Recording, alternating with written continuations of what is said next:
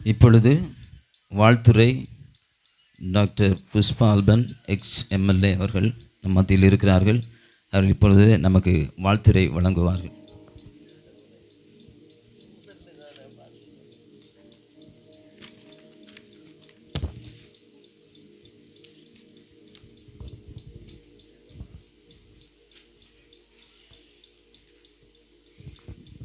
கிறிஸ்துவுக்குள் அன்பார்ந்தவர்களே, எல்லோரும் மகிழ்ச்சியாக கிறிஸ்மஸ் விழாவுக்கு வருகை வந்திருக்கின்றீர்கள். அனைவரையும் நான் அன்போடு வரவேற்றுக் கொள்கிறேன். கெத்செமனே மன்றாட்டு ஜெப ஐக்கியம் நடத்தும் 14வது மாபெரும் நற்செய்தி பெருவிழாவாக, இன்னும் நலத்திட்ட உதவிகள் வழங்குகின்ற ஒரு விழாவாகவும் டாக்டர் ஆல்பன் நினைவு மருத்துவமனை வளாகத்தில் இன்றைக்கு நடைபெற்று கொண்டிருக்கின்றது. நேற்றைய தினமும் இந்த கூட்டம் இங்கு நடந்தது. இந்த கூட்டத்திற்கு தலைமை தாங்கி நடத்தி கொண்டிருக்கின்ற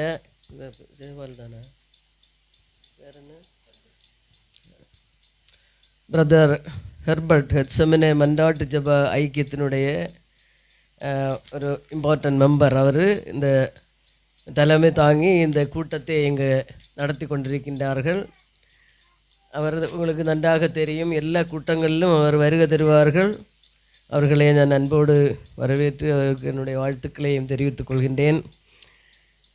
துதி பாடல்கள் பாடிய பிரதர் ரமேஷ் அன்பு கெத்செமனே குழுவின் குழுக்களாக இங்கு வரவேற்பு பாடங்கள் பாடினார்கள், காணிக்கை பாடல்கள் பாடினார்கள். அவர்களை எல்லாம் நான் அன்போடு வரவேற்று, நேற்றைய தினம் தேவ செய்தி வழங்குவதற்காக பிரதர் ஜான் வெஸ்லி அவர்கள் இங்கு வந்திருந்தார்கள். இன்றைய தினம் பிரதர் அஸ்பாஸ் அவர்கள் இங்கு வந்திருக்கின்றார்கள். அவர்களுக்கு என்னோடு அன்பான வாழ்த்துக்களையும் நான் அவரையும் வரவேற்றுக் கொள்கின்றேன். இன்னும் இங்கு வந்திருக்கின்ற நம்ம எல்லாம் ஜெபத்தில் வழிநடத்திய அன்பு பாஸ்டர் ஐசக் அவர்களுக்கும் அவர்களையும் இந்த அன்போடு வரவேற்று, பிரதர் மணி அவர்கள், பிரதர் ரவிச்சந்திரன் அவர்கள், ஜூபிலின் பென்னட் ஆகியோரையும், கனகராஜ் பாஸ்டரை எங்கள் வருடம் காணவில்லை. அவர் ஏன் வெளியே இருக்கிறது தான் தெரியவில்லை. என்கிட்ட இடம் பற்றாதுன்னு சொன்னாங்க, அதனால் வெளியில் இருக்கிறாரா என்னன்னு தெரியவில்லை. அதனால தான் இல்லை, நீங்கள் பெருசாக ஒரு இந்த கட்டி நடத்தியிருக்கணும், ரூமுக்குள்ளே இல்லை நடத்த வேண்டியது. கிறிஸ்மஸ் விழா எல்லா தடவையும் நீங்கள் எப்படி நடத்துவீங்க? இப்போ நீங்கள் கொஞ்சம் சோம்பேறித்தனம் காட்டி ரூமுக்குள்ளே அடைச்சி வச்சுருக்கீங்க. அந்த வெளியில் போட்டால் கூட இதோட நல்லா எல்லோருக்கும் இருந்து பார்க்கறதுக்கு வசதியாக இருக்கும். நீங்கள் அதை செய்யவில்லை. பின்ன என்னட்டையும் கேட்டாங்க, இங்கே கொஞ்சம் இந்த ரூமை கொஞ்சம் பெருசாக்கி கொடுக்க வேண்டும் வந்து. அப்போ அடுத்த முறையாவது அதற்கான முயற்சிகள் மேற்கொள்வோம் என்று நான் இந்த நேரத்தில் உங்களிடம் தெரிவித்துக் கொள்கின்றேன். எல்லோரும் கஷ்டப்பட்டு நெருங்கி வெளிப்பகுதி வேறு வெளியிலும் உள்ளேயுமாக இன்றைக்கு இருந்து கொண்டிருக்கின்றீர்கள். எனக்கு கொஞ்சம் வருத்தமாக தான் இருக்கின்றது, உங்களுக்கு அதற்கான வசதிகள் செய்து தரவில்லை என்று.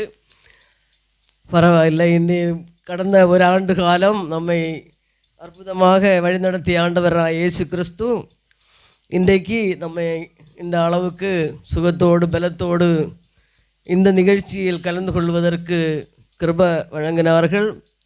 எனக்கும் உங்களோடு இணைந்து கடவுளை ஆராதிப்பதற்கான ஒரு வாய்ப்பு தந்த ஆண்டவருக்கு நான் முதற்கண் என்னுடைய நன்றிகளை தெரிவித்துக் கொள்கின்றேன். நான் ஜெபத்தோடு அவரை நான் துதிக்கின்றேன். கிறிஸ்மஸ் விழா என்று சொல்லும்போது எல்லோருக்கும் மகிழ்ச்சியை தருகின்ற ஒரு நாளாக அமைகின்றது. எங்கே பார்த்தாலும் ஸ்டார்கள் கட்டுதல், குடிசைகள் வைப்பு, இன்னும் எல்லா விழாக்களும் இன்றைக்கு ஐக்கிய கிறிஸ்தவ பேரவை நடத்துகின்ற விழாக்கள் எல்லாமே ஒவ்வொரு சபையிலும் விழாக்கள், குழுக்களாக விழாக்கள் நடந்து கொண்டே இருக்கின்றது. நாமும் அந்த இன்றைக்கு 14வது கெத்செமனே அந்த மன்றாட்டு ஜெப ஐக்கியத்தின் சார்பாக நடத்தி கொண்டிருக்கின்றோம். கனகராஜ் பாஸ்டர் அவர்கள் வெளியில் இருந்தாலும் கூட அவர்கள் எடுத்த முயற்சிகளுக்கெல்லாம் நான் என்னுடைய பாராட்டுக்களையும் வாழ்த்துக்களையும் தெரிவிக்க கடமைப்பட்டிருக்கின்றேன். இரவு பகல் பாராமல் அவர்கள் எல்லோருக்கும் வேண்டும் ஜெபங்கள் ஏறெடுக்குதுண்டு. வாரந்தோறும் நடைபெறுகின்ற ஜெபம், இன்னும் அந்த உபவாச கூட்டம் 4வது வாரத்தில் கடைசி சனிக்கிழமை நடக்கும். அல்லாமல் ஞாயிற்றுக்கிழமை உள்ள ஆராதனைகள். அப்படி அவர்கள் அயராத உழைத்து கொண்டிருக்கின்ற ஒரு நல்ல ஊழியக்காரனாக இந்த பகுதியில் இன்றைக்கு விளங்கி கொண்டிருக்கின்றோம். மனம் திரும்புங்கள், பரலோக ராஜ்யம் சமீபித்திருக்கிறது என்ற அந்த வார்த்தைக்கு இணங்க அவர்கள் அந்த மக்களையெல்லாம் நல்வழிப்படுத்துவதற்காக, மனம் திரும்புகின்ற அனுபவத்தில் கொண்டு வருவதாக அவர் எடுக்கின்ற முயற்சிகள் கர்த்தர் ஆசீர்வதிக்கட்டும். இதற்தோളം நடத்திய ஆண்டவர் இனியும் அவரை குடும்பமாக அவர் எல்லோரையும் நடத்தட்டும். அவருடைய ஒய்ஃபுங்க இருக்காங்க, அவர்களுக்கும் என்னுடைய நன்றியை நான் தெரிவித்துக் கொள்கின்றேன். வந்திருக்கின்ற அத்தனை மக்கள், பாடல் குழு அத்தனை பேருக்கும் என்னுடைய வாழ்த்துக்களை நான் தெரிவிக்கின்றேன். கிறிஸ்மஸ் மற்றும் புத்தாண்டு வாழ்த்துக்களை ஒவ்வொருத்தருக்காக தெரிவித்துக் கொள்கின்றேன். இன்னும் நாம் பார்க்கும்போது ஆண்டவர் இந்த உலகத்தில் அவதரித்தது எதற்காக என்று நாம் பார்க்கும்போது, ஏழை எளிய மக்களுக்காக தான் அடிமை ரூபத்தில், ஒரு அடிமை ரூபத்தில் ஒரு மாட்டுத் தொழுவத்திலே அவர்கள் மனுஷ சாயலாக, தேவன் மனுஷ சாயலாக பிறந்தார் என்பதை நாம் புரிந்து கொள்ள வேண்டும். அவருடைய பிறப்பின் செய்தி, அவர் இப்படி ஒரு மெசிகா பிறக்க வேண்டும் என்று அந்த காலகட்டத்தில் நமக்கு தெரியும். பல அந்த தீர்க்கதரிசிகள் அவரை குறித்து சொல்லிகிட்டு இருந்தாங்க. ஏசாயா தீர்க்கதரிசி, அவர் ஒரு பாலகன் பிறப்பார், அவர் சமாதான பிரபு, ஆலோசனை கர்த்தன், நித்தியபிதா என்று அவர்கள் சொல்லியிருக்கிறார். அவர் எங்கே பிறப்பார் என்று மீகா தீர்க்கதரிசி சொல்லியிருக்கிறார். அதாவது அவர் பெத்லகேமில், யூதேயா நாட்டில் உள்ள பெத்லகேமில் பிறப்பார் என்று அந்த தீர்க்க தரிசனத்தில் அவர் சொல்லியிருக்கிறார். இன்னும் பல்வேறு புஸ்தகங்களை நாம் பார்க்கும்போது ஹிஸ்டாரிக்கல் எவிடன்சஸ் நிறைய அந்த இயேசுவின் பிறப்பு அது ஒரு கட்டுக்கதை அல்ல என்பதை நிரூபிக்கின்ற வகையில் உண்மையாக இயேசுநாதன் இந்த உலகத்தில் பாவிகளை வீண்டெடுப்பதற்காக, ரட்சிப்பதற்காக இந்த உலகத்தில் வந்தார் என்ற செய்தி நமக்கு தந்திருக்கின்றார்கள்.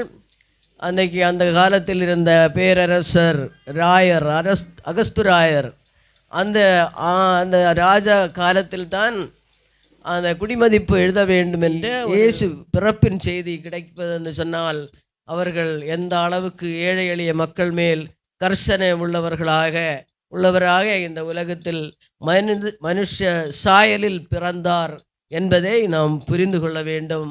அவர்கள் அந்த செய்தியை எடுத்து மற்ற மக்களுக்கெல்லாம் பிரஸ்தாபம் பண்ணினார். எல்லோருக்கும் அவர்கள் சாட்சியாக, நீங்களே எங்களுக்கு சாட்சியாக இருப்பீர்கள் என்று சொல்லி கர்த்தர் சொல்லியிருக்கிறார். அதே போன்று இந்த சுவிசேஷத்தை எல்லோருக்கும் சொல்வதற்கு அவர் சாட்சிகளாக திகழ்ந்தார்கள் என்று நாம் காணப்படுகிறோம். அப்படி இயேசுநாதன் இந்த உலகத்தில் பிறந்து ஏழை எளிய மக்களின் புறக்கணிக்கப்பட்ட மக்களுக்கெல்லாம் அவர்கள் நோயாளிகளாக, தொழுநோயாளிகளாக, மக்களால் வெறுக்கப்பட்டவரை எல்லாம் அவர்கள் ஆசீர்வதித்து உயர்த்துவதற்காக ஆண்டவர் இந்த உலகத்தில் வந்தார். அவர்களே இன்றைக்கு நாம் அவருடைய பிறப்பின் நாளாக இன்றைக்கு கொண்டாடி கொண்டிருக்கின்றோம். அவர்களுடைய பிறப்பு நமக்கெல்லாம் ஆசீர்வாதமாக அமைய வேண்டும். அந்த நட்சத்திரம் அந்த வழி நடத்தி கொண்டு சென்றது போல நாமும் ஆண்டவரை குறித்து தெரியாதவர்களுக்கு அவரை குறித்து சொல்லி கொடுப்பதற்கு நம்மையும் கடவுள் அழைத்திருக்கிறார்கள். இங்கு நீங்களெல்லாம் அந்த நற்செய்தியை சொல்லி கொண்டிருக்கிறீர்கள். இங்கு வந்திருக்கின்ற அத்தனை பேரும் அப்படிப்பட்ட அந்த நல்ல வேலையை செய்து கொண்டிருக்கின்ற உங்களை கடவுள் ஆசீர்வதிக்கட்டும் என்று நான் உங்களை எல்லாம் வாழ்த்துகிறேன். இன்னும் அவர்கள் 33 ஆண்டு காலம் இந்த உலகத்தில் வாழ்ந்த போதெல்லாம் அவர்கள் என்னெல்லாம் அவர்கள் செய்தார்கள், பல நன்மைகள் செய்து இந்த உலகத்தில் சுற்றி திரிந்து நோயாளிகளாக இருந்தவர்களுக்கெல்லாம், தொழுநோயாளிகளுக்கு அவர்கள் 10 குஷ்டரோகிகளுக்கு ஒரு தடவை அவர்கள் சௌக்கியம் கொடுத்தார், சுகம் கொடுத்தார்கள். ஆண்டவரே தாவீது புத்திரா எங்களுக்கு இறங்கும் என்று சொல்லி வந்தபோது, நீங்கள் போய் உங்கள் ஆசாரியரை காட்டுங்கள் என்று சொன்னார்கள். அப்போ அவங்க அதை அப்படியே விசுவாசித்து உடனே சென்று அவரை காட்டிய போது என்ன எல்லாம் நல்ல சுகமாகி வந்தாங்க. சுகமாய பிறகு ஒரே ஒருவர் மட்டும் திரும்பி வந்து கடவுளுக்கு நன்றி சொன்னாங்க. அதாவது ஒரு சமாரியன் மட்டும் திரும்பி வந்தான். அப்போ இயேசு கேட்டார், நீங்கள் 10 பேர் ஏற்கனவே வந்து என்கிட்ட கேட்டீங்கல்ல, அந்த 9 பேர் எங்கே என்று கேட்டார். அவரை பற்றி அவர்கள் தெரியாத அந்த ஒரு சமாரியன் மட்டும், புறக்கணிக்கப்பட்ட புறஜாதிக்காரனாய நீ மட்டும்தான் இங்கே என்னிடத்தில் வந்திருக்கிறாயா என்று அவர்கள் கேட்டு அவர்கள் மனஸ்தாபப்பட்டதை நாம் அங்கே பார்க்கிறோம். நம்முடைய வாழ்க்கையிலே நாம் பார்க்கும்போது எத்தனையோ நன்மைகள் நாம் அனுபவித்திருக்கிறீர்கள். நாம் எல்லாம் அவர்களுக்கு நன்றி கடனாக இருக்கிறோமோ என்று நாம் இந்த நேரத்தில் நாம் சிந்திக்க கடமைப்பட்டிருக்கின்றோம்.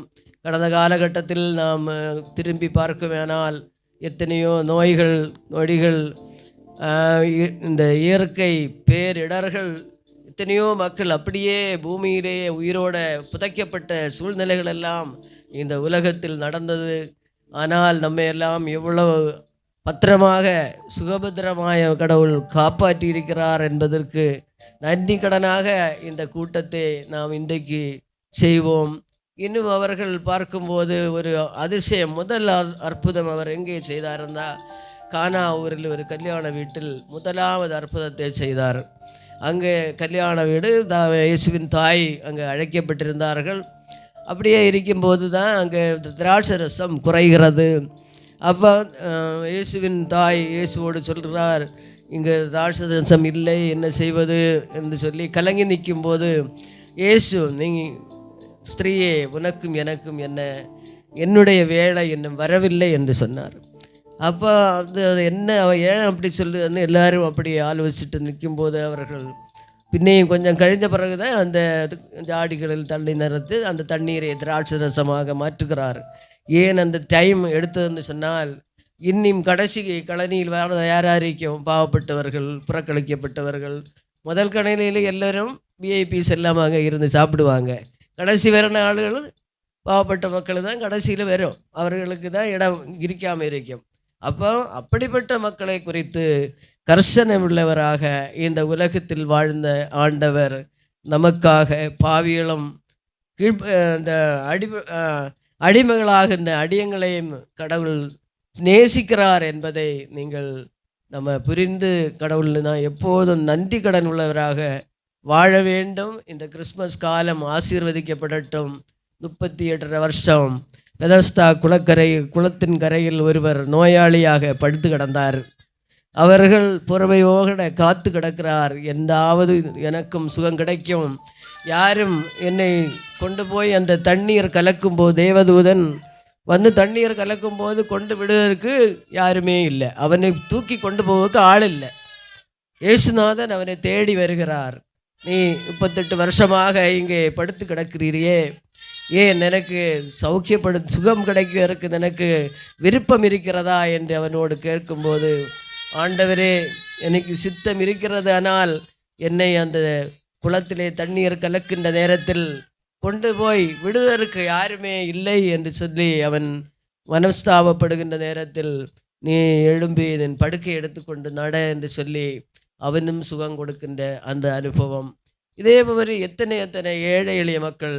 இனி பார்த்தா நமக்கு தெரியும், சக்காய் அவன் ஒரு சுங்கக்காரன் பாவி, அவனுக்கு வீட்டில் நான் இன்னைக்கு இந்த வீட்டில் தங்குவேன் என்று சொல்லி அவனோடு பேச அவன் வீட்டில் தடுங்குகின்ற ஒரு சூழ்நிலையை நாம் பார்க்கிறோம். அந்த பரிசேயர் இந்த அவரெல்லாம் அவரை குற்றம் சாட்டி கொண்டிருந்தார். இப்படிப்பட்ட இந்த எல்லாம் செய்தது தான் அவரை அந்த குருசு மரணத்துக்கு அவரை ஒப்புப்படுக்க காரணமாக அமைந்தது என்பதை நாம் புரிந்து கொள்ளும். பாவிகளை நேசித்தவன் ஆண்டவராய் இயேசு கிறிஸ்து நம்மையும் நேசிக்கிறார். இந்த நாட்களில் நாமும் ஆசீர்வதிக்கப்பட்டவர்களாய் அவருடைய பிள்ளைகளாக வாழ்வதற்கும் அதுமல்ல, அவர் நமக்கு செய்த அதிசயங்களை, அவரை கனப்படுத்துவரை நானும் கனப்படுத்துவேன் என்று சொன்ன கர்த்தரை நாம் அவருக்காக, அவரை சாட்சியாக வாழ்வதற்கு, நம்முடைய வாழ்க்கையில் எத்தனையோ நன்மைகள் அவர் செய்தார்கள் என்று மற்றவருடைய நாம் சொல்லுவதற்கு தயங்காமல் சொல்லுவதற்கு நாம் எல்லாம் கடமைப்பட்டிருக்கின்றோம். இயேசு கிறிஸ்துவின் பிறப்பு நமக்கு எப்படி ஆசீர்வாதமாக இருக்கின்றதோ, ஏழை எளிய மக்களுக்காக நாமும் அவருக்காக நாமும் செய்ய வேண்டும், செலவு செய்ய வேண்டும். அவர்கள் இன்னும் அந்த நியாயவிதி நாளில் அந்த வலது பக்கத்தில் நின்ற அந்த நீதிமான்களை பார்த்து என்ன சொல்கிறார்?